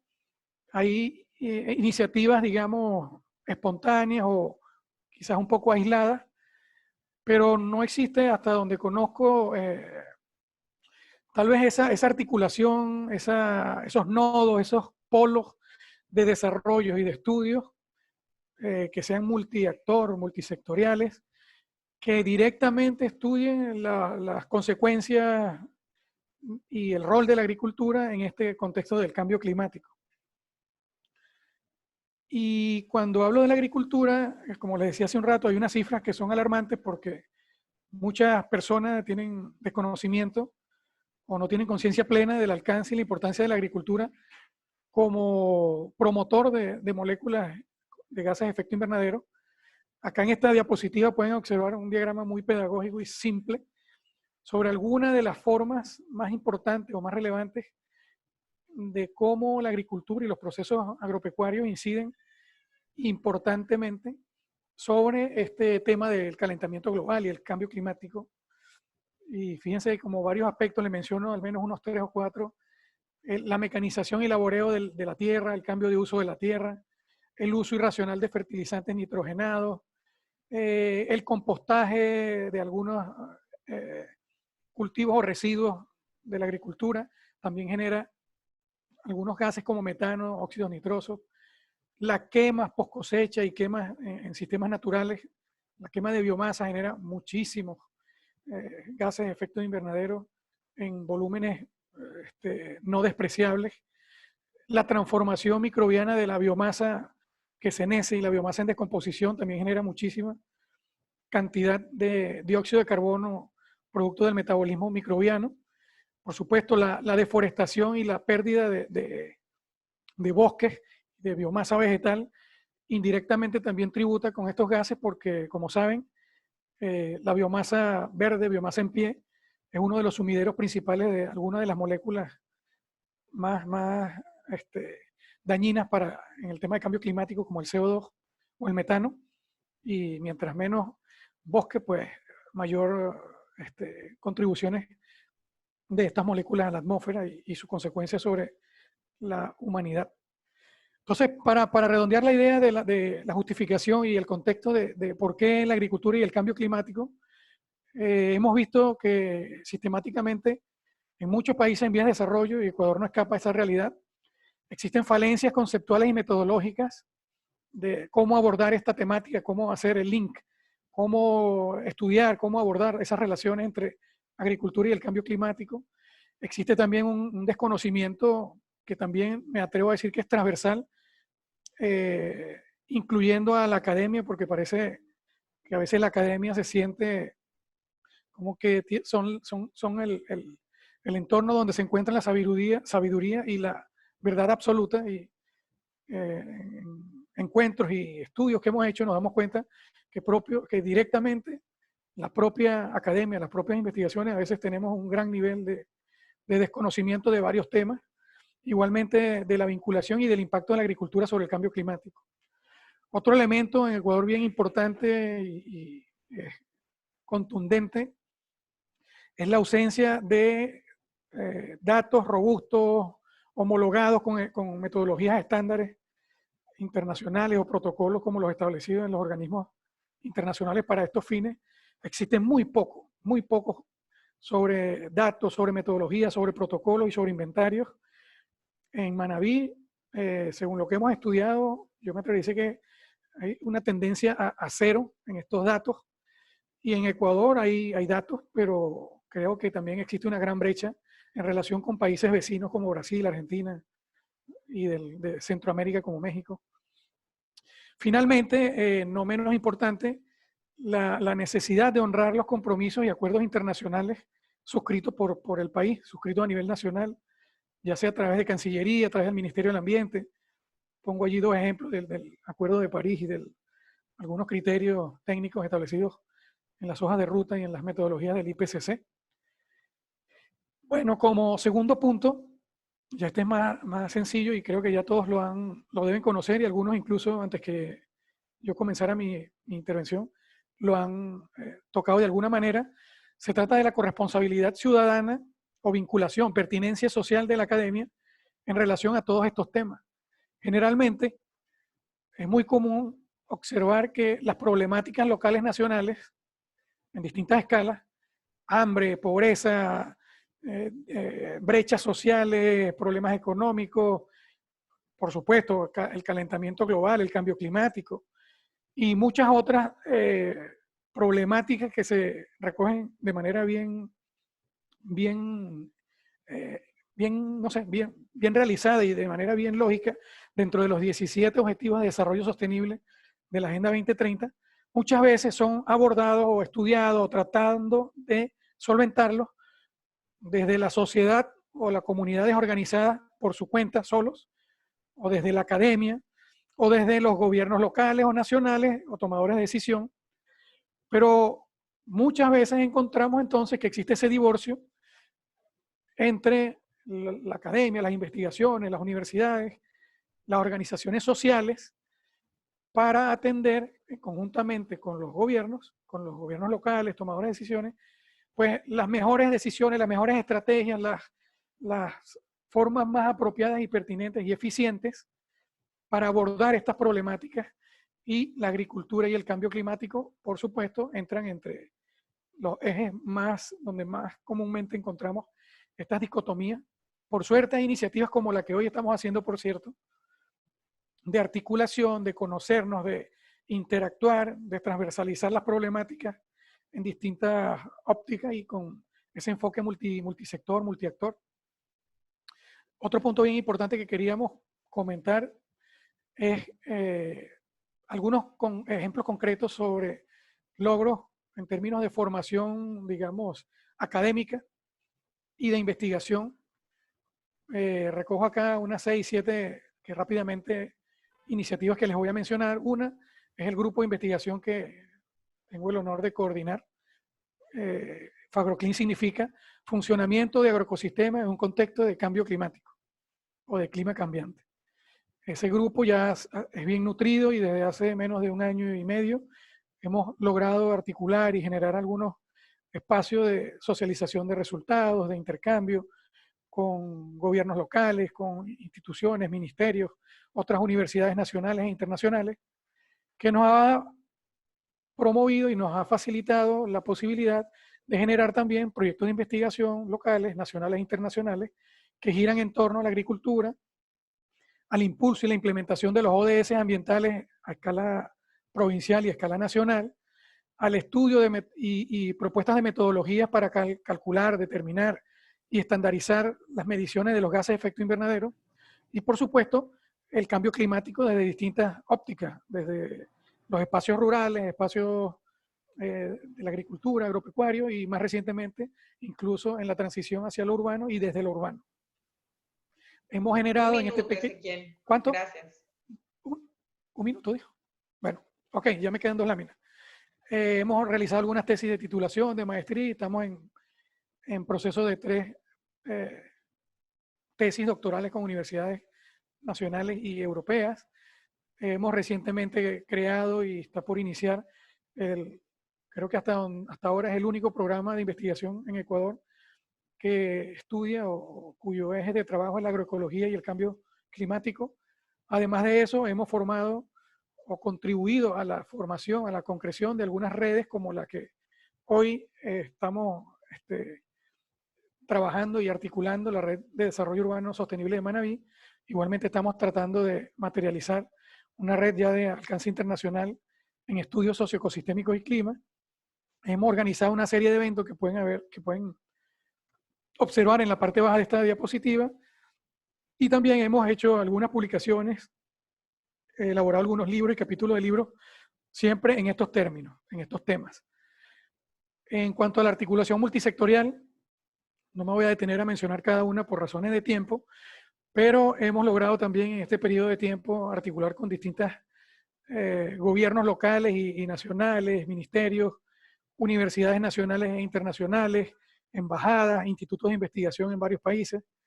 De modo que estamos tratando de honrar lo que nos propusimos en nuestra hoja de ruta inicial y ahora desde la Red de Desarrollo Urbano Sostenible tratando de impulsar. Y ya para finalizar, el último punto que quería comentarles, este punto tiene que ver con retos y acciones futuras, en el cual tengo 4 breves puntos que quisiera reflexionar con ustedes. Un punto importantísimo para nosotros, ya que tenemos 2 años en esto desde Ecuador. Antes de venir a Ecuador también lo hacíamos, pero en Ecuador hemos visto que una de las barreras más fuertes es el tema económico, la financiación para fortalecimiento de capacidades y equipamiento tecnológico. Por ello, como reto, como acciones inmediatas, estamos ya generando proyectos para poder generar espacios que podamos competir por fondos concursables, obtener cofinanciación y establecer mecanismos de sinergia público-privada.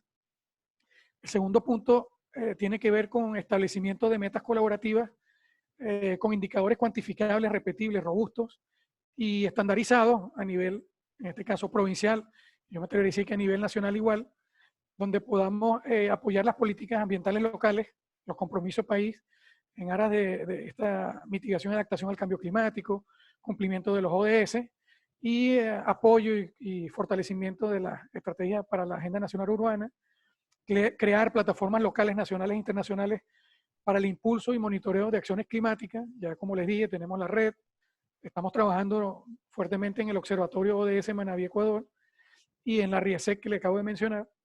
De igual manera, el establecimiento de articulación y vinculación multiactor. En nuestro caso aún nos faltan establecer redes o sinergias con algunas ONG, con sectores privados y públicos, pero en eso andamos. Finalmente, una reflexión, siempre es un buen momento para actuar. Tenemos siempre generalmente varias opciones. En este caso le pongo 2 opciones, una oscura y una clara.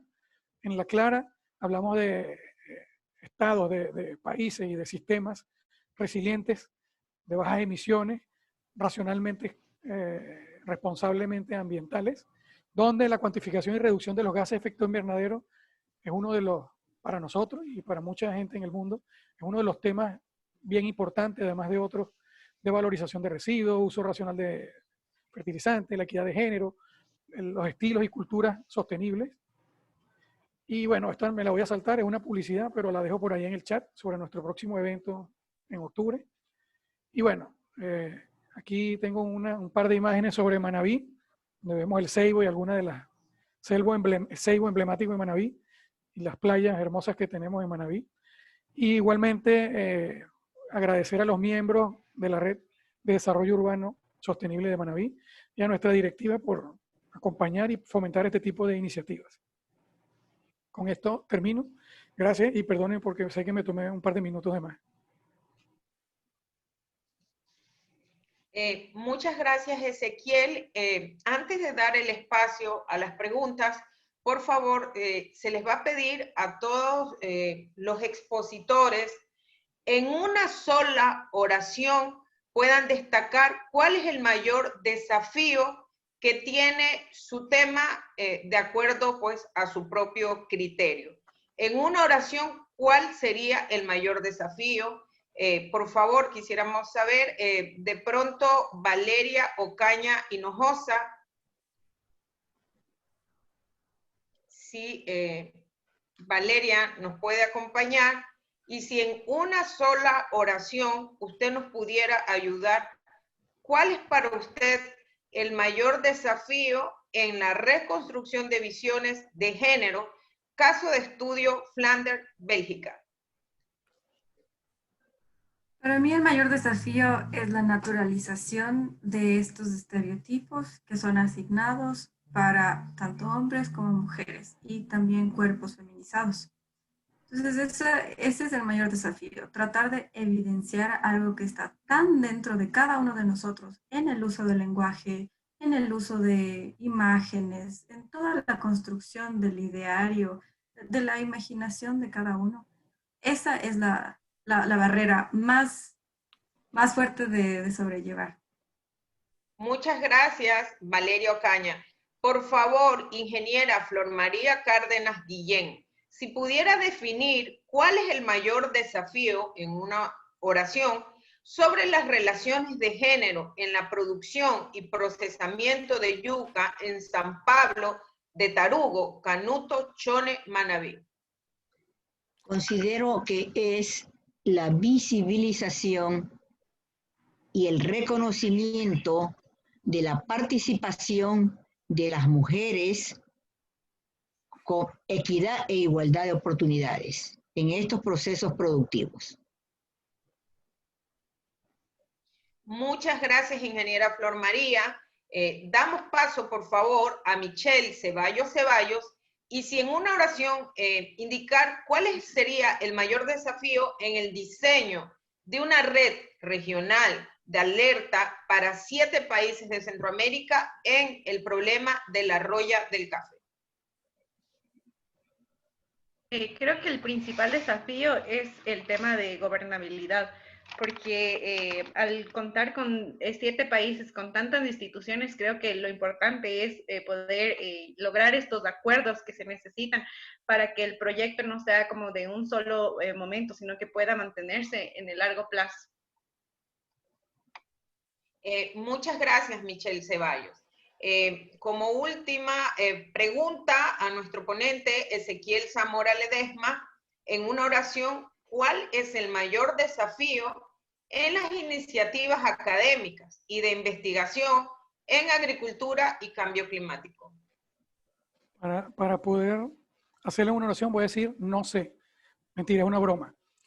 Fíjense, yo pienso que lo más importante, y no solo de la academia y de la investigación, sino en general, es lograr el empoderamiento, la conciencia transversalmente en todas las personas sobre las implicaciones del cambio climático y en este caso de la agricultura sobre el cambio climático. Ya lo demás de ahí se desprenden muchísimas otros temas, pero lo más importante es eso. Muchas gracias, Ezequiel. Vamos a dar paso a las preguntas que nos hicieron a través de Facebook Live. Y tenemos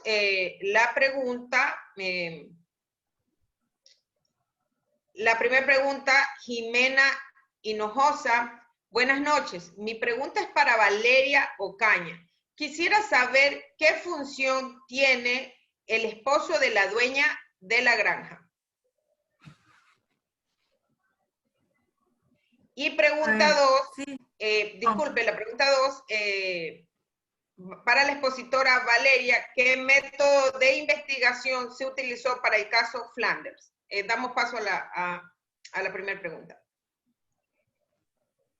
Es muy válida la pregunta porque si bien se evidencia en qué aspectos de la agricultura se incluye la participación de la mujer, también se debe evidenciar la participación de los hombres.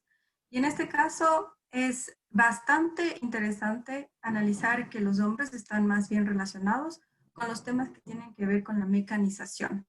Ellos están, por ejemplo, al mando de tractores, al mando de maquinaria, al mando de las partes más técnicas del aspecto del trabajo en la agricultura. Por esto es que al final se hace esta correlación de la adopción de la era de la mecanización con la segregación de las mujeres hacia la parte más privada, o sea, hacia la casa, porque se reemplazó que era algo mucho más sencillo, que eran las actividades de las mujeres. Por otro lado, también es importante decir que la valorización de las mujeres, del trabajo de las mujeres en la agricultura, tuvo también una transformación. Al inicio, por ejemplo, con un caso muy claro, las mujeres se dedicaban al ordeño de las vacas. Sin embargo, con la mecanización se comenzó a hacer un ordeño mecanizado. Entonces, al momento en el que las mujeres se dedicaban a estas actividades, se consideraba como una actividad de trabajo reproductivo, es decir, no remunerado o invisibilizado. Mientras que con la mecanización, este trabajo de ordeño se transformó en una actividad comercial, en una actividad que ya transgredió la parte reproductiva y ahora se convirtió en una parte productiva. Entonces, en resumen, la participación de los hombres está más enfocado hacia la parte productiva, comercial, mecanizada. Y por otro lado, el método que se utilizó para este estudio fue un método cualitativo. Por eso la razón de un poco filosofar acerca de el antes, el durante y el después, de qué es lo que ha pasado con la inclusión de aspectos de género, tanto en formación de política pública, tanto en percepciones personales, etc. Y también en la dificultad de encontrar sujetos de estudio que puedan proveer de información suficiente y amplia para hacer el análisis. Entonces, fue esto, específicamente el método llamado el análisis rápido de la ruralidad, Rapid Rural Appraisal. Y eso. Muchas gracias. Muchas gracias. Tenemos otra pregunta. Dice, mi pregunta está enfocada en lo que habló o lo que expuso Claudia y Flor María. ¿Deberían existir un porcentaje ideal de participación femenina en el área agrícola o el enfoque ideal sería en el área que deberían formar parte de las mujeres? ¿Es un proceso agrícola?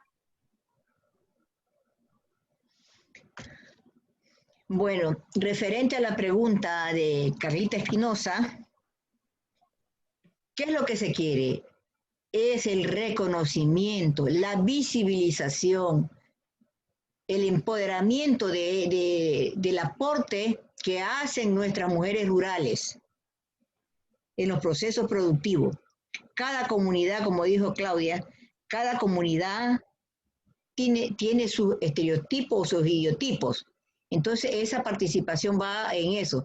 Primero, hay que elevarle la autoestima mismo a nuestras mujeres campesinas, a que valoren lo que ellas hacen. Ellas solamente le consideran como trabajo el hecho de recibir dinero, pero ese trabajo reproductivo o comunitario, no, ellas mismas no lo valoran. Entonces, por ahí va la cosa, en que las mujeres mismas vayan tomando conciencia del rol que tienen y para que ellas se empoderen y sean tratadas con equidad e igualdad de oportunidades. No es que con esto decimos que la mujer va a levantar, se va a levantar en hombro 1,5 quintales de papa, no lo va a poder hacer porque su contextura biológica es otra. Entonces, su participación va respetando su condición biológica, respetando sus circunstancias y valorando. No sé si Claudia está de acuerdo. Sí, Valeria, sí, Valeria, muchas gracias. Sí, Valeria. No, totalmente de acuerdo. Porque no se trata, o sea, como había mencionado, no se trata de llenar una cuota dentro de ciertos espacios de participación, sino más bien de valorizar esta presencia y fomentar que aumente el número de representantes femeninas en el sector de la agricultura. ¿por qué el mismo trabajo realizado, tanto por hombre o por mujer, es de menor remuneración cuando la mujer está realizándolo? Entonces, este tipo de valorización económica y de la inclusión de las visiones de género en el desarrollo de iniciativas de desarrollo, valga la redundancia, es indispensable. Solamente por ponerles un ejemplo de la falla al no incluir visiones de género en políticas públicas. En Bangladesh hubo la iniciativa de dar microcréditos para fomentar el desarrollo de la agricultura en zonas rurales a mujeres específicamente. Sin embargo, no se toma en consideración estas relaciones socioculturales entre hombres y mujeres, específicamente marido y mujer, y resulta que el dinero que fue asignado hacia las mujeres para fomentar la agricultura simplemente fue tomado por los hombres, y en otros casos los hombres utilizaron a las mujeres para acceder a estos tipos de microcrédito. Entonces, es una relación de poder que no está considerada, que está debajo de la mesa y que debe ser puesta a consideración para poder diseñar efectivas políticas públicas que puedan en realidad beneficiar a todos los miembros que está intencionado.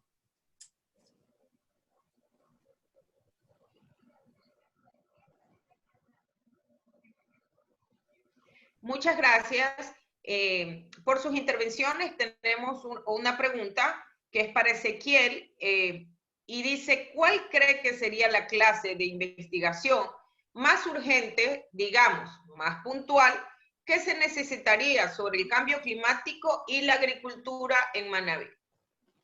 Sí, gracias Jessica. Yo le había dado una contestación por mensaje a Oscar, creo que es su nombre, Oscar Chimborazo. Igual la comento. A ver, entre la agricultura y cambio climático hay muchísimas variables y muchas cosas que se pueden hacer, medir, abordar desde la investigación formal y no formal, pero en mi opinión, en el tiempo que tengo ya estudiando Manabí, creo que lo más importante es justamente establecer metodologías estándares o estandarizadas que sean homologadas a nivel de la provincia, que permitan generar datos comparables, robustos por supuesto, porque son siguiendo protocolos internacionales, pero es generar los primeros datos de cómo estamos nosotros en el tema de aporte de gases de efecto invernadero desde la agricultura en Manabí. Porque una vez teniendo eso, sirve de línea base o de referencia, primero para saber en qué nivel estamos de aportes, ¿no? Y luego para establecer las medidas necesarias, dependiendo de la gravedad o no, de cómo estemos, medidas ya sean de mitigación o de adaptación, para reducir esos aportes. Y más adelante, como le comentaba a este compañero Oscar, pero eso ya es una etapa ulterior, pues mucho más complicado, es luego lograr establecer los factores de emisión.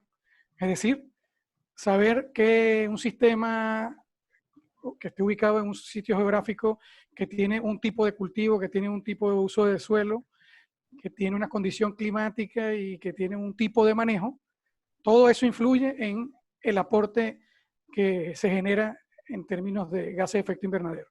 Eso, hay muchos países incluso de primer mundo que todavía no tienen eso totalmente cubierto. Por eso digo, ese ya es un escalón bien lejano, pero a partir de generar los datos que puedan ser comparables, ya sería un gran avance. Eso. Gracias, Ezequiel. Creo que ha sido un conversatorio muy fructífero. Hemos tenido en esta plataforma excelentes profesionales. Volvemos a indicar que estos conversatorios se ejecutarán uno por mes. Hacemos las invitaciones y lógicamente publicaremos las fechas y las horas de las próximas intervenciones. Es muy pertinente toda la información que hemos podido mantener y que, como indicamos al principio, lo que se busca a través de estas redes es crear la cohesión social tan necesaria para un efectivo desarrollo territorial. A continuación, vamos a hacer el acto de clausura y el mismo está a cargo de Carlos Campoverde, coordinador Redus Tungurahua. Le damos paso a Carlos. Muchas gracias, Jessica, por las palabras y también felicitaciones a todos los expositores, porque efectivamente creo que esta construcción de conocimiento que se trata de generar entre las dos redes, pues está dando resultados y frutos. Casi aproximadamente tenemos un público, una audiencia de 60 personas y creo que para poder empezar con estos diálogos está bastante bien. Vamos a seguir difundiendo, efectivamente decía Jessica, que vamos a seguir realizando este tipo de diálogos en diferentes temáticas, diferentes espacios, más actores y también a todos los que nos están escuchando y siguiéndonos también por la red, que puedan seguir articulando estos procesos, ¿no? Porque efectivamente las redes están para eso, para poder fomentar esa articulación, ese vínculo y ese nexo entre los diferentes actores, efectivamente gobierno, academia, investigación, sociedad civil y los diferentes actores que estamos participando. Creo que muy productiva la noche porque efectivamente se ha abordado desde lo que es género, integralidad, procesos, cambios, inclusive en el tema de poder visibilizar acciones en el tema de género y también esa articulación entre la investigación y ciertos procesos que se han venido generando como alertas y sistematización, ¿no? De ciertos procesos. Creo que todo este diálogo ha sido fructífero de parte de las dos redes. Estoy también tomándome la palabra por Tatiana, que como coordinadores estamos generando este tipo de diálogos y entre todos los directorios y los miembros, pues seguir fomentando, impulsando para que puedan seguir siendo más productivos y poder seguir afianzando estas alianzas. Creo que agradecerles por la paciencia, también por la atención y su participación y nos estaríamos viendo en una próxima oportunidad. Muchas gracias, Jessica. Muchas gracias. Arquitecta Tatiana, de pronto unas palabras como representante de Redus Manabí y con esto culminaríamos. Bueno, nada más fortalecer lo que ya dijo el compañero Carlos, pues como coordinadores con nuestras directivas estamos trabajando mancomunadamente para lograr estos conversatorios, que se sumen más personas a estos diálogos, que se mejore la articulación multiactor, multinivel, para poder mejorar el desarrollo de nuestro país y de nuestras respectivas provincias. Y de ahí por lo pronto, pues desearles una feliz noche a todos, que cuiden su salud, la de su familia, y nos veremos en un próximo diálogo. Muchas gracias. Hasta luego. Muchas gracias. Buenas noches. Buenas noches, gracias. Gracias a todos.